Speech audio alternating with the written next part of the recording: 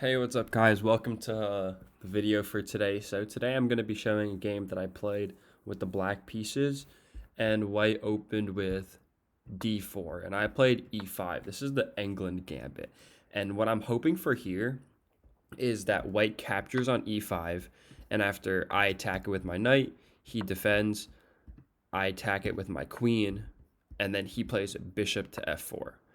And then I play this astonishing move, queen to b4 check, and this attacks the bishop. So here there's only two moves that make sense to defend the bishop. You can play queen to d2, or you can play bishop to d2. And if he goes queen to d2, I have this queen captures on b2 idea. And if he plays something like queen to c2 to prevent my queen from capturing the rook, I have this bishop to b4 idea, and this wins the queen. This is a very fast way to win the game. On the other hand, if he blocks with the bishop, I again capture on b2. And then here, white has two moves that logically make sense to prevent me from capturing the rook. He has knight to c3 and bishop to c3. Knight to c3 is perfectly fine for white. White actually just enjoys the advantage that he has, better development. But what I'm going for is for him to play bishop to c3 to attack my queen and to guard the rook. And then I have this bishop to b4 idea, and now the bishop is pinned. So if he captures, I can just recapture with my knight, and I'm threatening ideas like knight captures on c2 and just queen captures on a1. The other move that can be played after bishop to b4 is queen to d2 to defend this bishop, but this is really bad because after captures, you can't recapture with the queen because this is checkmate, and if you capture with the knight, you lose the rook, and that is a very winning position for black as well. So this is what I was going for when I played e5 in response to d4. However, he declined the Englund Gambit and he played d5. I went d6 and he played e4 to support his pawn. I played knight to f6 and he played bishop to d3 to just protect his pawn. Also possible was knight to c3. I played bishop to e7, getting ready to castle, and he played c4. I played c6 and he went knight to c3. I played c captures on d5, knight captures on d5, knight captures on d5, and c captures on d5. And I played knight to d7, probably trying to get my knight to the c5 square to challenge his bishop. Also, this c5 square is good because it's supported by my pawn, and he would have to push b4 to kick my knight away. He went bishop to e7. Sorry, that is not what I meant to do. He played bishop to e3. That is what I meant to say. And then I just castled. He went knight to e2. He's getting ready to castle himself. And I went bishop to g5. I want to trade off this dark squared bishop and then play knight to c5. So that's what he does. He plays bishop captures on g5. I go queen captures on g5. And this comes with the threat of queen captures on g2. So he castles. I played knight to c5 going for this bishop. And he declines the trade, playing bishop to c2. I go bishop to h3, thinking I want a rook because there's no way that he can defend this.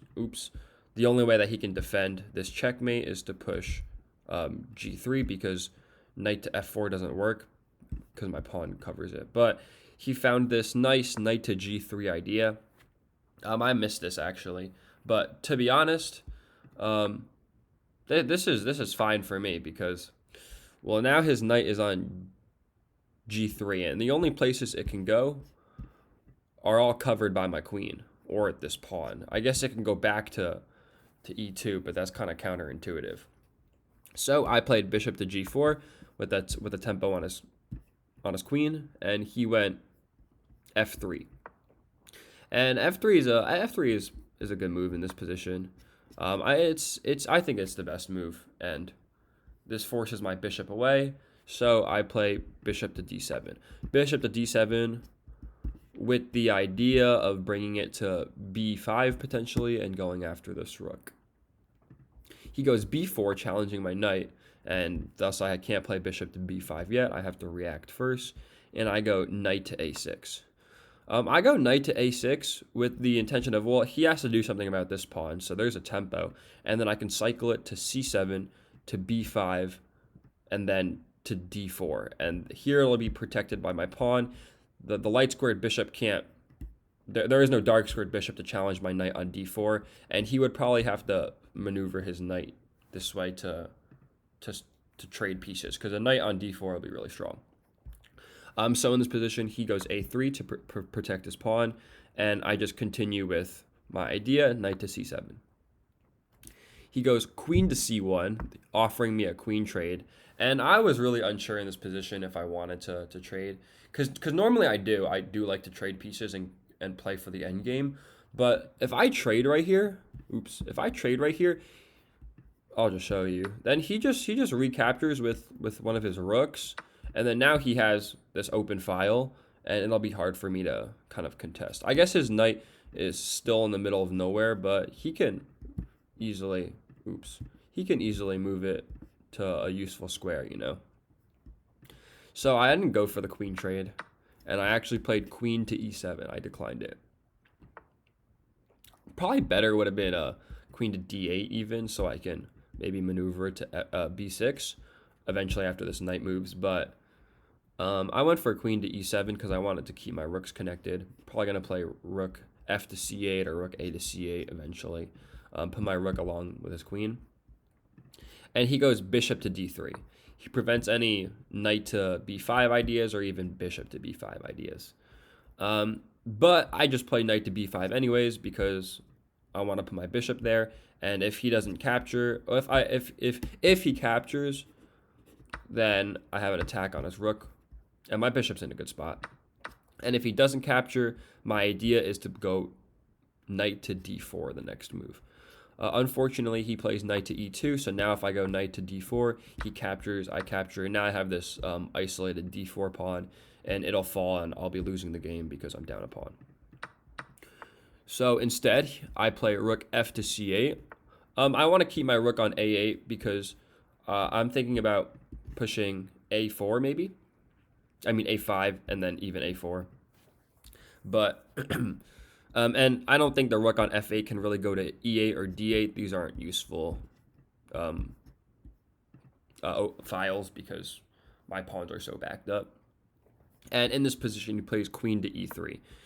Basically, he's preventing me from kind of delivering this queen to b6 check, which would be pretty good. b6 would be a great square for my queen if I could get it there. That's why, again, in the past, queen to d8 might have been slightly better. I continue with knight to c3. I'm offering a trade of knights, and he accepts. This comes with the idea that after rook captures, I have this pin, and I'm ready to double up on the c file. He goes queen to d2, and I double up on the c file like planned, and he plays rook f to c1. He basically is offering a big trade of rooks. I accept, and after captures, and finally his queen recaptures. Now he has this open file, which is very strong for him. He wants to bring his queen to c7 and then start gobbling these pawns and then push these pawns to victory. So I have to prevent that. I play queen to d8. And queen to d8, is probably the strongest move, again, because it prevents him from any queen to c7 ideas. I guess also possible is bishop to e8, but bishop to e8 isn't as good because it allows him to go queen to c8. So instead, I went for queen to d8. The position is completely equal right now. And he plays f4. And f4, he just wants to open up the position. I think the best move for me here would be to deliver check and then get my queen into the game somewhere. But instead, I played f6. And f6 isn't bad. It's just not the most precise move. He continues with f5, and I play b6. I want to get all my pawns to dark squares so that his bishop can't attack them, and my bishop will have more, freedom to go after his pawns eventually. He plays queen to c2. I don't exactly know what this queen to c2 move does. It's probably just a waiting move. There isn't much to be done. It's a completely drawn position. And he plays, and I play king to f7. My idea is that I want to bring my king probably here, my bishop to e8, and then bring my king to d7, so then I can exchange queens with him. And then my king will be more active, and because my pawns will be on dark squares, his bishop won't be as strong as mine. That's the goal. He goes g4, and I play h6, so continuing with the idea to keep all my pieces on dark squares. And this also prevents g5, because, well, for example, if I played, all right, not that, but maybe I played king to e7, then after g5, this is kind of annoying because it breaks my pawn structure, and this pawn will be easily recaptured. So I go for, in this position I went for h6, and he played a4. a4 with the idea of maybe he wants to play a5. I'm not exactly sure. I probably should have played a5 myself to prevent this, but I just continued king to e7. And in this position, he played b5, completely closing off my light squared bishop. But I have a different idea. I play bishop to e8, getting ready to push h5 and then recapture with my bishop. He goes queen to d2, and I played h5 as planned. Instead of capturing, however, he plays g5. And g5 is really interesting, because if I capture, his queen will just be in a really strong position. So I hold off for the moment, and I could take control of this open file. And right now, he plays g captures on f6. And this is the best move, because after captures, he plays queen to h6. And this queen to h6 lets him infiltrate the position, but I'm really not sure how strong it is. I go queen to c3. And queen to c3 is the most precise idea. Maybe queen to c5 is also just as good, but queen to c3 with the attack on his bishop, and I'm threatening, after he moves, I'm threatening check to gobble up this pawn, check to gobble up this pawn, and this game is now winning for me. So instead of playing queen to h6, which looks super, super effective in the moment, he probably should have played something like, I don't know, h4 and just waited, because his queen is nicely covering these two squares, his bishop is covering these two squares, and if I play queen to c5 check, it's not too effective. So, even offering me a queen trade right here, he's probably still able to draw the game. But after queen to h6 and queen to c3, the game is starting to fall apart for him. He goes queen to g7 check, but after bishop blocks, there's nothing else to do. You can't infiltrate the position for any more checks. This pawn is nicely guarded by the bishop. And he goes bishop to e2, hoping to capture the pawn and then attack my bishop, having a double attack. However, I have this queen to d4 check idea. After queen to d4, probably even better was queen to e1 check, and this wins the bishop immediately. Or it doesn't, because he can block, but it dislocates his bishop from the e2 square, so he doesn't have any bishop captures on h5 ideas. But instead I went for queen to d4 check, and that's just as effective. He goes king to g2. He can't go to h1 because I just capture with check. If he goes here, again, I just capture. So he goes king to g2, and I again still capture, and this allows him bishop f3 to block. But this is not very good, because now I have queen captures on a4.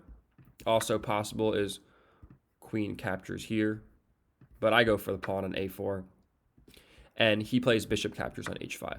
So he goes for this, but it's too late, because after queen to e4 check, and he again plays bishop to f3. If he plays something like, king to g3, then I have this check, and now I'm threatening the bishop. But he played bishop blocks, and now I just capture on f5. He plays bishop to g4, challenging my queen, but I play this. Now I'm ready. I'm up enough pawns. I'm ready to just trade off the pieces and play a pawn endgame. So I go queen to g5, and this move it's winning because this is the best move because he can't defend the bishop without trading queens, and trading queens is exactly what I want. For example, if he defends the bishop this way, I just capture his queen. So instead, he in this position, I think he was just, the game was too much for him. He played queen to g6. Maybe his finger slipped. I'm not exactly sure, but I just played bishop captures on g6, and it was in this position that he resigned the game. He probably could have resigned right here because after the queens get traded off, I capture, or he has to defend this pawn, but then my king can just enter the position. My king can just enter the position, and I have a passed pawn right here, and right here I'm 2 against 1, 2 against 1, and this pawn is not a passed pawn because my pawn is guarding it. And again, all of my pawns are on dark squares, and his bishop will not be able to gobble any of them up. So thank you guys for watching. I hope you enjoyed this video, and I'll see you guys in the next one.